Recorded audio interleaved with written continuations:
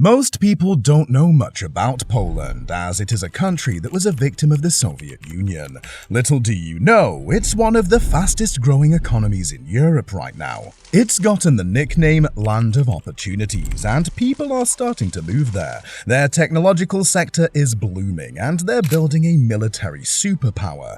By 2030, it might just be wealthier than the UK. But at the same time, Poland has a huge problem of losing all of this within a decade. What is it, and how is Poland doing so well?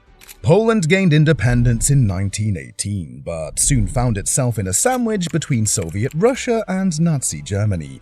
Poland was the first country invaded by Hitler, which caused it to lose 20% of its population. That's 6 million Poles dead due to the war.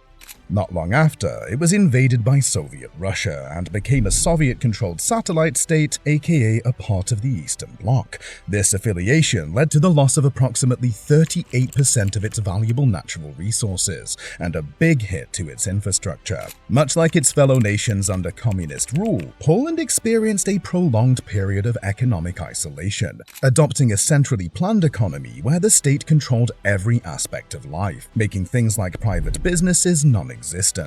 The first significant turning point came in the 1970s with the election of Edward Gierek as the first secretary of the Polish United Workers' Party. Gierek promised to open up the country to the West, improve the quality of life, and more freedom of speech and expression.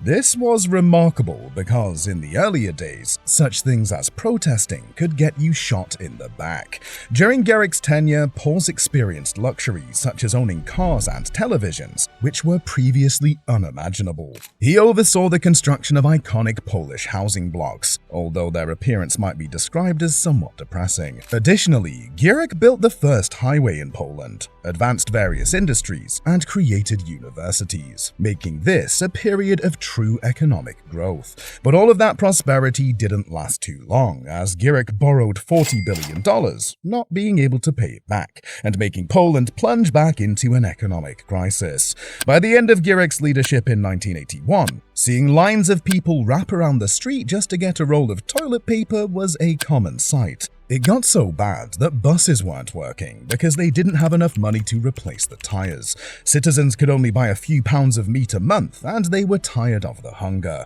Soon enough, they took to the streets to protest. Fortunately, those days seem like another world compared to what Poland is like now. The pivotal moment for Poland occurred in 1989 when it embarked on the path toward a capitalist market economy. When a country finds a working strategy for its growth, they stick to it long after it doesn't work anymore. Throughout the last 3 decades, Poland has changed its primary values for growth, which led to its current success. Throughout the 1990s, its primary objective was the transition from a centrally controlled state-owned economy to a flourishing capitalist society. This privatization of small and medium-sized state-owned enterprises led to a surge in the business sector's vitality. It also has a reputation to being business-friendly to its neighbors. This attracted foreign direct investment, FDI, due to its abundant pool of highly skilled yet cost-effective labor compared to the rest of Europe. And soon, Poland was an economic miracle. Many other communist-torn countries tried to replicate this, but nobody succeeded like Poland. They also managed to distribute wealth evenly, avoiding the possibility of all the money ending up in the hands of a super-rich oligarchy that has political connections. In the early 2000s, there was a desire to take things further, and the next step was to expand internationally.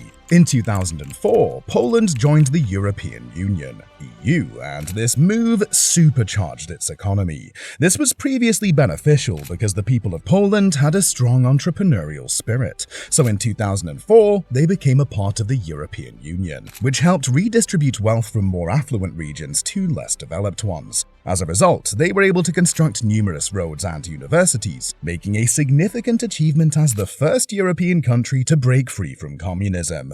Year after year following their EU membership, Poland received substantial financial support, consisting of millions of euros to improve infrastructure, including highways, schools, schools and hospitals. By 2014, Poland had become one of the EU's most robust and resilient members, even managing to evade the storm of the 2008 economic crisis. During the worst phase of the crisis, when the EU's GDP declined by 4.5%, Poland's GDP actually grew by 1.6%. In contrast, the United Kingdom, heavily reliant on its banking sector, suffered the most from the economic downturn. In the 1990s, the UK's GDP was $19,000, while Poland's lagged behind at $1,731. However, today the UK's GDP stands at $46,510, while Poland's has risen significantly to $18,000, indicating rapid growth.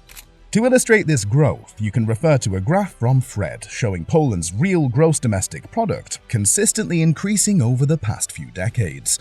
Even when the pandemic struck in 2020, Poland's unemployment rate remained relatively stable, highlighting its resilience in the face of crises. Before the 2010s, most Western countries were primarily attracted to cheap labor. However, today, they are interested in the pool of engineering talent and the technological sector. Just like that, Western companies have shifted their focus from setting up warehouses and dirty factories to establishing development labs and tech hubs. In 1989, only 1 in 10 Poles attended university.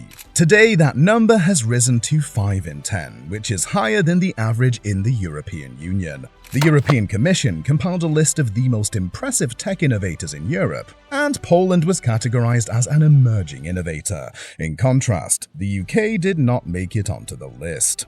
Poland also leads in greenfield investments in Central and Eastern Europe, which involve companies initiating new ventures by building new facilities from scratch, rather than acquiring or leasing existing ones. This kept them out of major debt, a lesson they learned 2 decades earlier.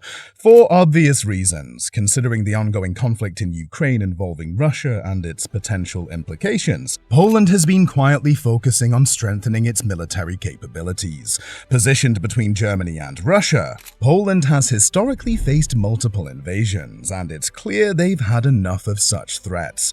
Despite being a NATO member, Poland ranks 3rd in terms of defense spending as a percentage of its GDP. Source: NATO estimates June 2022. Since this military buildup began, Poland has managed to assemble a 300,000-strong army, complete with a significant number of tanks and jets, among other assets. Surprisingly, recent reports in the UK media suggest that Poland could potentially surpass the UK in terms of military might by 2030. This is quite astonishing, given the historical differences between the two countries. The UK, once a global superpower, and Poland, a nation that struggled to provide for its citizens just a few decades ago, are now in a race for military strength, and Poland appears to be gaining ground rapidly. One interesting indicator of this shift is the increasing demand for food banks in the UK, with one of the leading charity organizations reporting a 37% rise in the distribution of emergency food parcels between April 2022 and March 2023. This cost of living crisis has hit an all-time high in the UK, while Poland, though not without its own challenges, has fewer citizens relying on food banks compared to the UK, where many of the emergency food parcels are going to refugees. However, not everything is without its challenges. Over the last 2 decades, many Poles have migrated to the UK, but now they are returning home. This shift can be attributed to declining standards of living, rising costs, increased crime rates, and longer hospital waiting times in the UK. Over the past 30 years, approximately 500,000 people have left Poland, but in the last 3 years, there has been a notable reversal of this trend, with individuals of Polish heritage returning to their homeland. Previously, Poland's geographical location didn't always work in its favor, but now, thanks to improved transportation infrastructure, its position in Europe is more advantageous than ever. Recent surveys indicate that a significant 73% of Britons lack trust in their government in 2023. In 2023, Poland significantly increased its defense spending, raising it from 2.4% to 5% of GDP. This move, while somewhat ironic, has enabled enabled Poland to get more tanks than Germany. To continue its remarkable 30-year streak of progress, Poland must focus on getting its own tech giant like Google or Meta, which it currently doesn't have. Acquiring this would really put them on the map. In Poland, there are two main groups of people who have different ideas about how the country should be run. Some want more democracy, like having a say in how the country is run, while others are more conservative, which means they want to keep things the way they are. Because of these differences, there have been a lot of protests in Poland, with people going out in the streets to show what they believe in. The government in Poland right now is on the more conservative side, and this has caused some problems with the European Union. EU. The EU has even said they might ask Poland to leave if things don't get better. In 2017, there was a big march on Independence Day in Poland's capital, Warsaw, with a lot of people who were white supremacists and nationalists. This made world headlines. The party in power in Poland right now, called PIS, is more on the right side of politics. They have won elections and have been doing things that some people think are not fair. This has made the EU upset because they want all member countries to follow certain rules, specifically the rule of law. It started to look like authoritarianism is coming back to Poland, and the rest of the EU has been working hard for the past few decades to get rid of exactly that. One of these rules is that courts in a country should be independent courts and fair so that everyone can get a fair trial. Poland's prime minister, who liked the EU, became the president of the EU's council. But when he left, other leaders with different ideas took over. In 2015, PIS won a lot of seats in the parliament. They thought Poland was being controlled too much by the EU, so they promised to make Poland more independent, whether that's by following the rules or not. The reason PIS is getting so many votes is because rural conservative areas of Poland don't want the country to be under control like it was during Hitler and Stalin, and it doesn't seem like PIS is backing down from this selling point. The party had control over both houses of parliament and the presidency. They took aggressive steps to gain control over the judicial branch. Initially, they appointed loyal judges to the Constitutional Court and removed more than a third of the judges from another court. These actions were against the Polish constitution, but the PIS majority parliament and presidency approved them as laws. Additionally, the party terminated over 11,000 civil service employees and at least 280 military officers, labeling them as ex-communists. They also imposed fines on news organizations for unfavorable coverage and used Polish nationalism to justify their actions.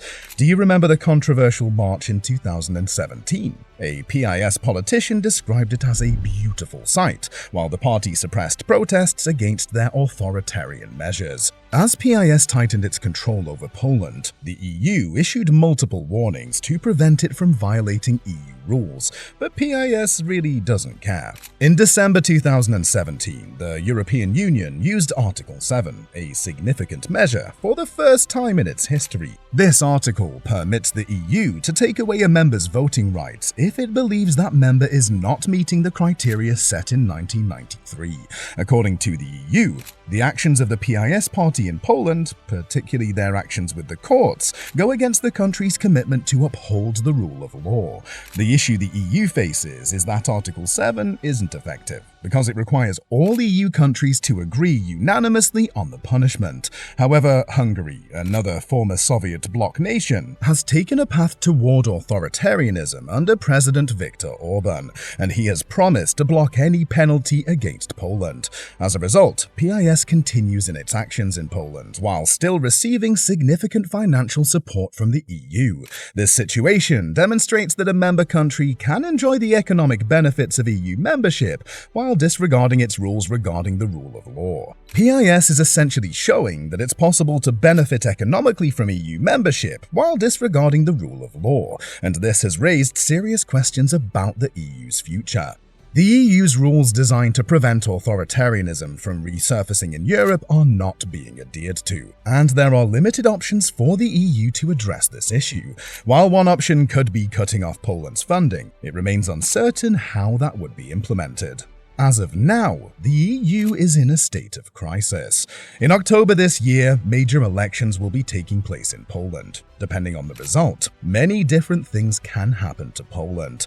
Will it continue its 30-year streak of growth and abide by the EU's requests? Or will PIS remain in control and they somehow continue cheating other European nations? Only time will tell, so make sure to hit that subscribe button and the notification bell in order to stay updated on this situation.